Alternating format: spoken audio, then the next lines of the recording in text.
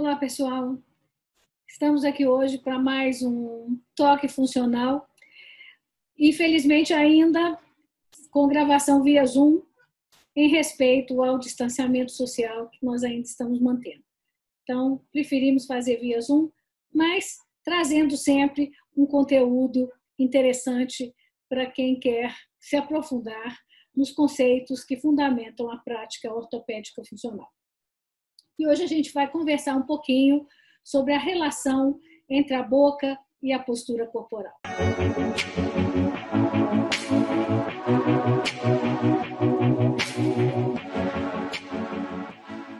Então, a gente vai começar primeiro a entender uma coisa importante, que é o conceito, a definição do que seja postura, né?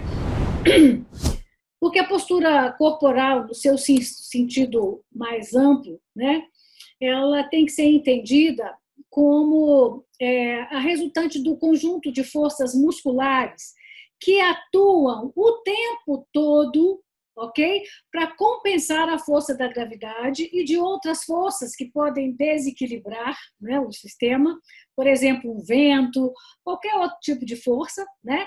Então, a postura, ela trabalha o tempo todo para compensar a força da gravidade e essas outras forças que podem acontecer sobre o corpo, para permitir, né, o alinhamento dos vários segmentos corporais de modo antigravitacional e assim possibilitar uma posição ereta, né?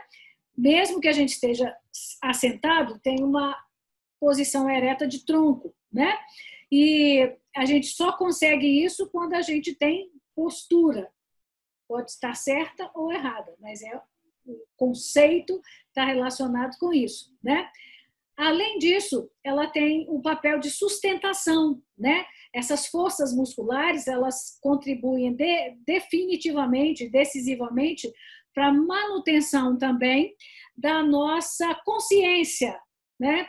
Temporo-espacial. Então, assim, a postura, ela é um conjunto de reações que acontecem no corpo, né, para compensar a força da gravidade e essas outras forças, e ela está relacionada exatamente com essa nossa consciência da posição do corpo no tempo e no espaço, né? Então, por causa disso, ela depende de informações que são coletadas na periferia e sobem para o sistema nervoso central, onde isso tudo é elaborado, e daí a gente vai ter as referências vindo do sistema nervoso central para a musculatura, para estabelecer a, então, postura.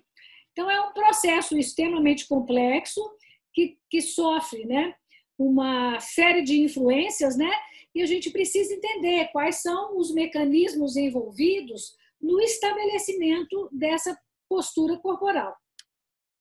Então, a gente tem que lembrar que, para que a gente tenha o estabelecimento da postura, ou seja, para que os músculos saibam exatamente o quanto que eles têm que contrair de um lado, de outro, relaxar e tal, para estabilizar os segmentos, né, que formam o corpo, a gente vai depender do sistema vestibular, que é aquele sistema que a gente tem dentro do ouvido, né, lá no labirinto, né, onde a gente tem todo o estabelecimento do equilíbrio através daqueles sensores que a gente tem dentro do ouvido interno. Vai depender da visão, né? Porque a linha bipupilar, ela está sempre paralela ao solo. Isso é uma necessidade, né, que o corpo estabelece para equilíbrio adequado. Então, tem que ter aferências subindo para o sistema nervoso central. Olha aqui, ó. Aferências subindo do sistema nervoso central, vindo do ouvido, vindo do olho, vindo dos fusos neuromusculares, ok? Então, em cada músculo esquelético, a gente tem fusos que são receptores que percebem, né, como que aquele músculo está sendo estirado ou contraído, ou, enfim, eles são capazes de perceber o que está acontecendo com aquela musculatura. E mostrar para o sistema nervoso central, ou seja, a força da gravidade puxou, por exemplo, a minha mandíbula para baixo. Eu tenho fusos neuromusculares dentro do meu masseter, estou dando um exemplo de um músculo só, que percebem isso e formam o sistema nervoso central. De lá vem uma eferência motora e faz o meu masseter contrair um X suficiente para contrapor aquela força da gravidade, falando de forma muito rápida, né? Então, os fusos neuromusculares que estão presentes em todo o nosso corpo, passou um carro fazendo muito uma moto. Então, esses fusos musculares que estão presentes em todos os músculos e esqueletos que nós temos estão sempre informando para o sistema nervoso central quanto de contração que ele precisa fazer para executar um movimento ou apenas para contrapor a força da gravidade, né? Existem também aferências subindo pela pele, né? Toda a nossa pele funciona como um captador, né, de estímulos e informa para o sistema nervoso central. E dentro desse grupo, a gente tem que sempre lembrar do apoio plantar, ou seja, a forma como o pé toca no chão é informado para o sistema nervoso central e vem de lá eferências motoras para contrair a musculatura e estabelecer a postura. Então, o que eu estou querendo dizer com isso? São vários mecanismos que estão envolvidos e não necessariamente quando um deles falha, os outros todos vão falhar. Não, existem mecanismos compensatórios. Por exemplo, a pessoa que não enxerga, ela é capaz de estabilizar a postura dela, porque os outros mecanismos vão entrar em ação, suprindo aquela ausência de um deles funcionando adequadamente. E eu deixei, por último, citar, né, que está aqui mostrado, que é a relação maxilomandibular. Essa relação, ela é fundamental para mandar aferências para o sistema nervoso central e determinar a partir daí a nossa postura. Ou seja, a boca tem papel muito relevante nesse processo, tá? Então, eu queria voltar aqui para a gente entender. Sobem as aferências, né, vindo do sistema vestibular, do sistema visual, dos fusos neuromusculares, da pele, da postura plantar, da força plantar, do apoio plantar e, onde está ali circuladinho de roxo, da relação maxilomandibular. Vai tudo para o cérebro. E de lá vem as eferências motoras para o sistema músculo-esquelético todo, para determinar quanto que cada músculo vai ter que contrair, mais ou menos, de um lado, de outro, para estabilizar os segmentos corporais. Então, basicamente, é isso que é a postura. Bom, se a boca tem um papel tão relevante nessas aferências proprioceptivas para controlar a postura, alterações na relação maxilomandibular podem comprometer a relação postural. Então, essa é a grande questão que eu quero trazer para vocês hoje, para todo mundo começar a pensar nisso. Por que eu estou sempre insistindo o tempo todo que, quando se detecta uma maloclusão, é necessário que a gente haja? Não pode esperar. É exatamente porque tem muita relevância no funcionamento de várias regiões do corpo as alterações que a gente percebe aqui. Então, não dá para esperar. Assim que detectou uma alteração, tem que corrigir, né? Vamos ver um pouquinho aqui. Vamos ver o que a gente tem na literatura. Veja bem, em 2009, quer dizer, muito tempo atrás já, o grupo liderado pelo Caradona e Cutia, eles já falavam, né, que quando a gente tem as informações proprioceptivas do sistema estomatognático, né, que é a boca, subindo de forma inadequada para o sistema nervoso central, a gente vai ter uma alteração, ou seja, o controle postural vai ser completamente alterado. Então, isso em 2009 já estava muito bem claro, né? As coisas evoluem, né? Mas em 2009 a gente já tinha bem essa noção. É lógico que já tinha essa noção antes, eu citei esse trabalho porque ele é bastante relevante, tá? Bom, Vamos ver em 2010 o que eu peguei na literatura para que a gente pudesse acompanhar aqui de forma mais clara, né? O que a literatura estava falando em 2010 para nós. Então, alterações geradas por inserção de um rolinho de algodão, presta atenção, gente, um rolinho de algodão entre os dentes de um lado mostraram significativa alteração no apoio plantar durante a marcha. Gente, um rolinho de algodão, para quem não é dentista, rolinho de algodão é aquele rolinho, né, que a gente coloca na boca do paciente quando nós estamos fazendo tratamento, todo mundo já fez isso e sabe de que eu estou falando.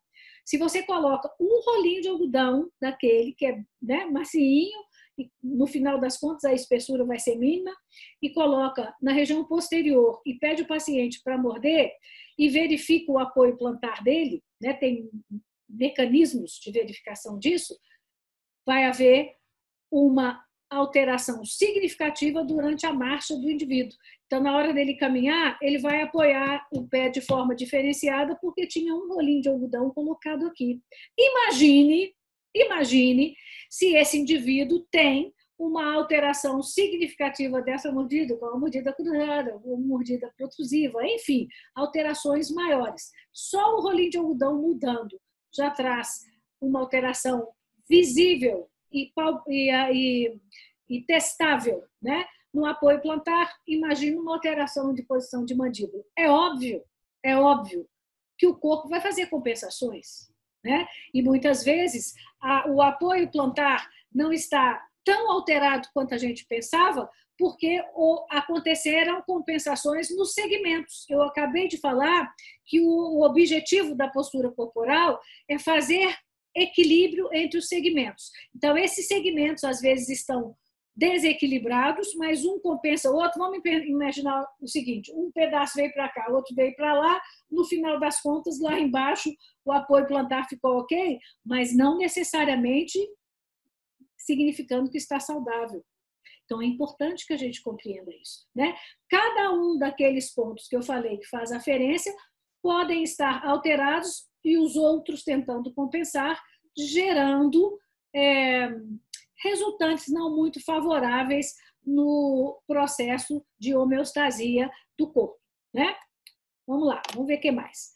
Esse outro trabalho, de 2011, mostrou o seguinte, o sistema sensório-motor da boca modula os mecanismos de controle postural e precisa ser avaliado em pacientes com instabilidade postural. O que eles estão dizendo? Você tem um paciente que está com instabilidade postural, ou seja, está, às vezes, caindo com muita frequência ou tem alguma alteração na estabilidade postural dele. Tem que avaliar a boca, porque, às vezes, você não avalia a boca, então o fisioterapeuta, o posturologista está avaliando no geral, mas esqueceu de avaliar a boca. Eu acho raramente o posturologista vai esquecer, mas às vezes um fisiatra, um fisioterapeuta passou batido, esqueceu de avaliar a boca se ele não tem uma formação com o olhar para isso. E o que acontece? Ele não obtém resultado positivo nas intervenções que ele faz para tratar daquele paciente, porque uma das regiões importantes que fazem aferência está muito comprometida. Então, é importante que a gente tenha essa noção